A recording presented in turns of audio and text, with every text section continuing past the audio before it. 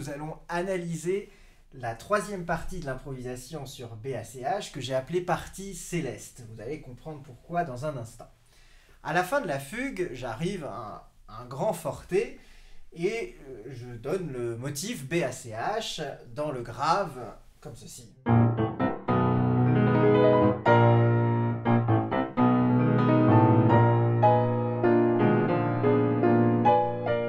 Et après ça, je monte dans les aigus du piano et c'est là que intervient la partie céleste. Je fais ce qu'on appelle des tris à deux mains, comme ceci. Et je vais réharmoniser, là aussi, il va y avoir d'autres harmonies complètement différentes de la première partie,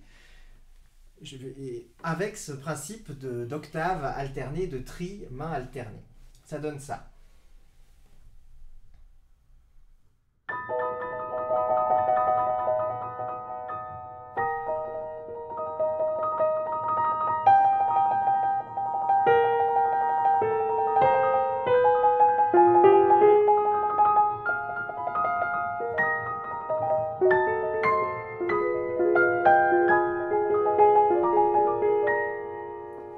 Comme vous l'avez entendu, il y a le motif BACH,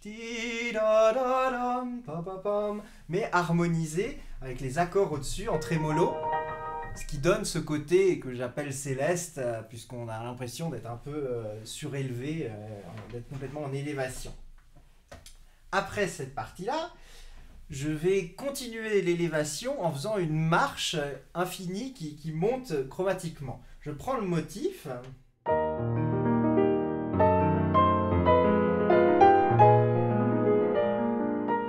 Ça, c'est normal. Et la deuxième fois, je vais le faire moduler, c'est-à-dire le décaler légèrement vers le haut. Ça commence pareil. Et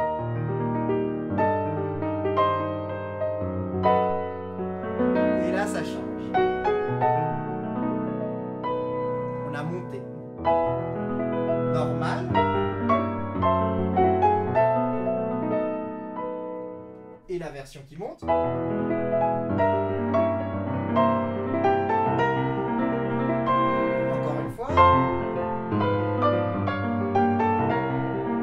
La version qui monte.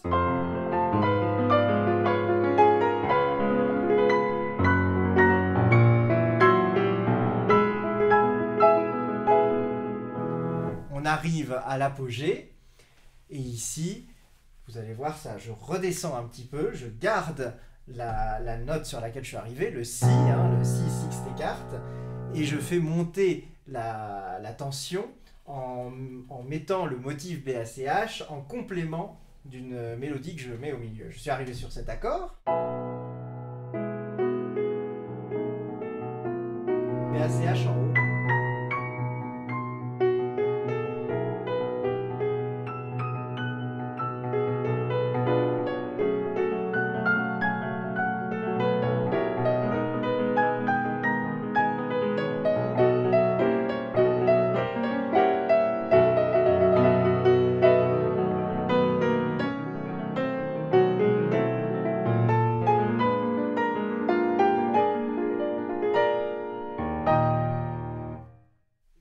Voilà, c'était la fin de cette troisième partie, de la partie céleste, tout en élévation et en crescendo.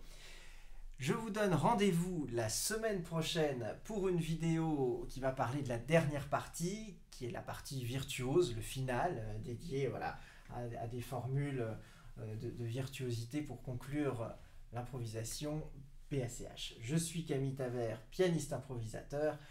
J'attends vos réponses, vos commentaires, vos idées et je vous donne rendez-vous la semaine prochaine.